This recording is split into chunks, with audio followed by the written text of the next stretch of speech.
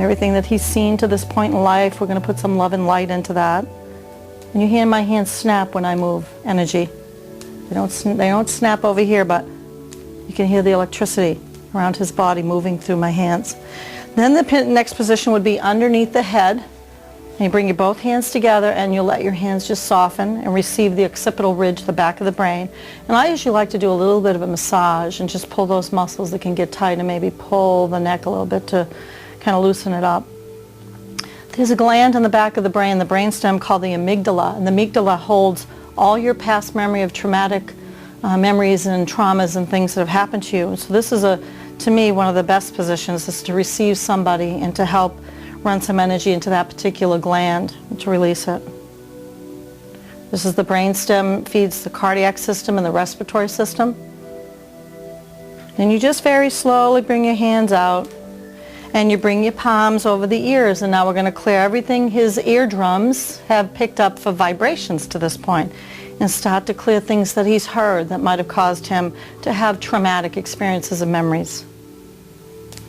And the next one would be to around the face, and you're getting actually the temporal mandibular joint down into the jaw and into the teeth. You just very gently lay your hands here. Remembering each position's held for a minute. I'm just moving along kind of fast. And you can hear my hands snap, and I take a breath to keep relaxing, moving energy and sweeping that away. And then I'm coming around. I'm going to make like a little teepee around the thyroid. So the thyroid is right here in the center of the neck. And a lot of people don't like to have people with their hands around their necks. They may have experiences that weren't so good about that whole issue. You can hear the snapping of this energy coming off David's neck. So I'm going to put my hands here, and the palms of my hands are going to run energy right down into the thyroid. You know, trying to filter things through and clean out our body and store glycogen in it. But it really feeds and is connected to the left side of your brain. So now the third chakra, we think of a box. Okay? So you're going to imagine that there's a line going down the middle, and you're going to keep your hands together and place your hands right over the upper part of the abdomen. Now I'm on his left side of his body, so we've got the pancreas, the spleen, and part of the stomach is on this side. So while you're doing your Reiki, it's really helpful to think of the organs and think what you're doing, that you're activating systems in the body. Central nervous system, respiratory system, cardiac system, gastrointestinal system. We hold the hand position here for a minute, and then we move over to the liver. Now you can go over to the other side if you want to do it on the other side, but you can just move your hands over to the other side. So that would be the third chakra. And often you'll feel it come through your breath if you're releasing energy. So you, as a Reiki practitioner, you want to make sure you breathe a lot and you sweep your hands and you just move the energy. So a lot of it's not coming up through you. Okay? You're just channeling and letting it move through.